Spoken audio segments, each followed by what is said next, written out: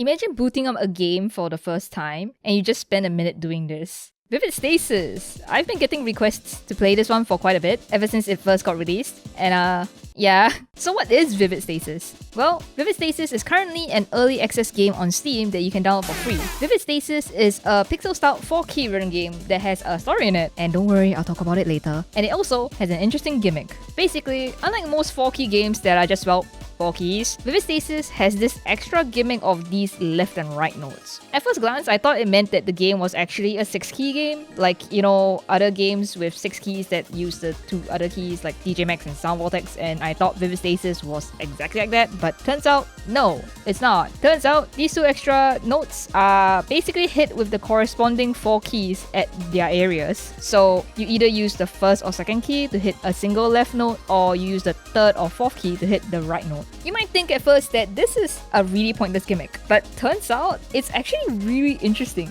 and like kind of fun actually, because like now when you see any pattern, you have to pause and think of the number of ways you could just hit the pattern. Like, do you hit it like this? Or do you hit it like this? You get the option to treat these as jacks or thrills. It just opens the player up to so many ways you could play a chart. It was refreshing. It adds an extra layer to reading. Other things I generally liked about the gameplay is how the early late indicator is under the judgment line. It makes it really easy to read. I know in other games, having it that low is not a great idea, but like in this game, I noticed that my eyes generally hovered towards the bottom. And that's probably most likely because, all in all, this gameplay lane is like really short compared to other games. Which brings me to the topic that I think the combo counter is far too high up. Like, whenever I'm playing a song and I'm on a full combo run, I wouldn't even know that because the counter is just straight up not in my field of vision. So yeah, it would be really nice if there was an option to put the combo count lower. By the way, the game doesn't have hold release timing. Normally I'm actually like super happy about this in games, but oddly enough, I was quite disappointed. Because I feel like with the whole left and right note gimmick, the game played in a way more technical sense compared to other games, and having hold release timing would have just extrapolated that feeling, especially since they have some long note charts in here as well. Songs have up to 4 difficulties: opening, middle, finale, and encore. With encore being the most challenging difficulty, and not all songs actually have an encore difficulty. But for the songs that do have it, it's locked on default. But you can unlock it if you get a AA grade on the finale difficulty.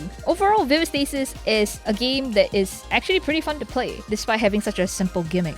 The gameplay screen itself is extremely easy on the eyes, and the game is just fun. If you don't believe me, just give the game a spin for like 5 minutes.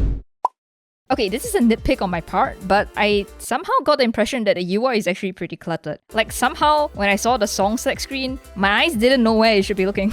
It probably has to do with a bit of how there's a lack of margins on the left or right of the screen, but that's just me tinfoiling. And I'm not also entirely sure if it's the margins that's causing me to feel this way, because I can think of one other thing that makes me feel way more disorientated looking at this game: the font. The font matches the game aesthetics very well, but for some reason, I find this font very hard to read. Like, the moment text is in caps and in 2 lines for certain song titles like these, I have to really slow down in order to be able to read and comprehend what I'm looking at. But this is still just the song select, so it's really not such a big deal. But then it becomes a huge deal somewhere else. The story.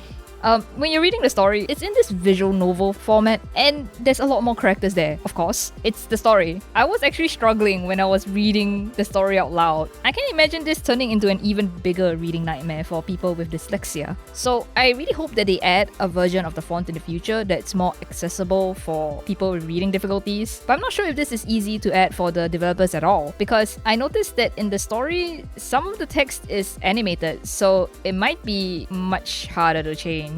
But well, other than that, the game actually gets a plus for telling me what plus and minus does on the offset. And user manual.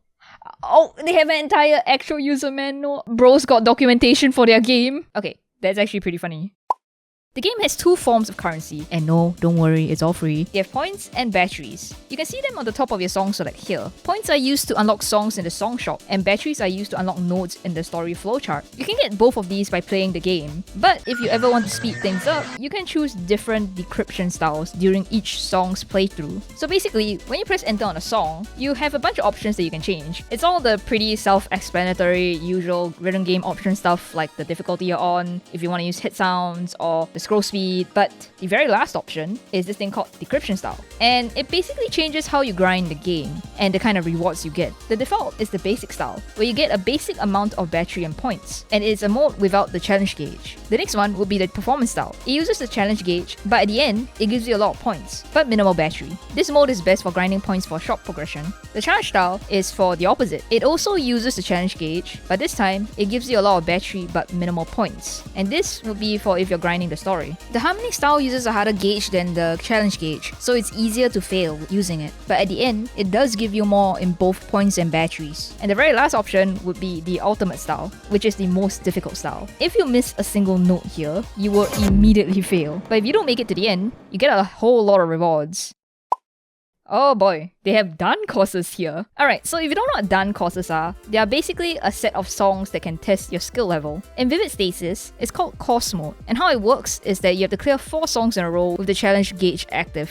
If you clear it, you get the class indicator with the highest class you've cleared shown on your profile. But if you fail, you don't get an indicator at all. What's the point of course mode? It's just to challenge yourself, and also to show off the others. Okay, so this one might be just me, but I noticed that if you quit a course halfway, the game crashes. Does this happen to anyone else? Okay, so I only have one problem with course mode in Vividsasis, and that is that you can't change your note speed or hit sound type on the course mode screen itself. You have to go to the song select or the settings screen, change your settings there, and then go back to the course mode. It's a little inconvenient, but I'm willing to bet that this is already on the devs to-do list. Other than course mode for keeping track of your skill level, there's also rating in this game. Player rating is basically a calculation of your top 20 best scores. Think of PP and OSU, I guess. You can check your rating in the rating list option.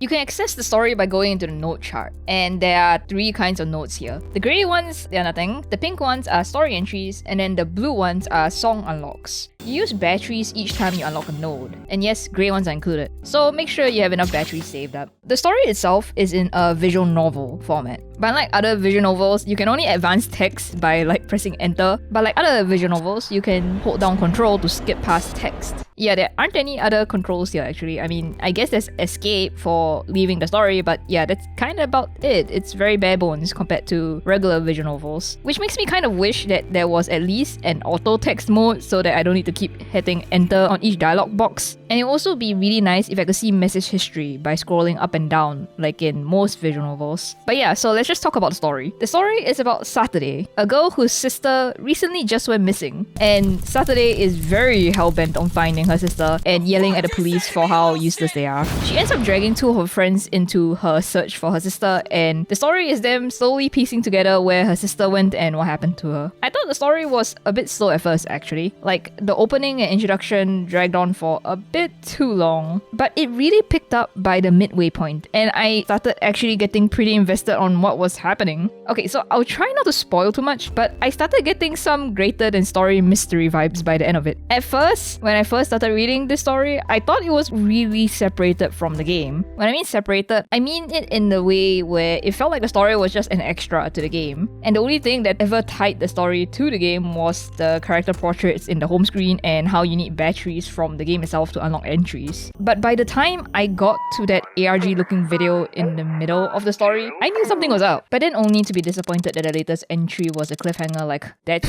it? Wait, what is this? Oh. Oh. Oh. Oh. Okay.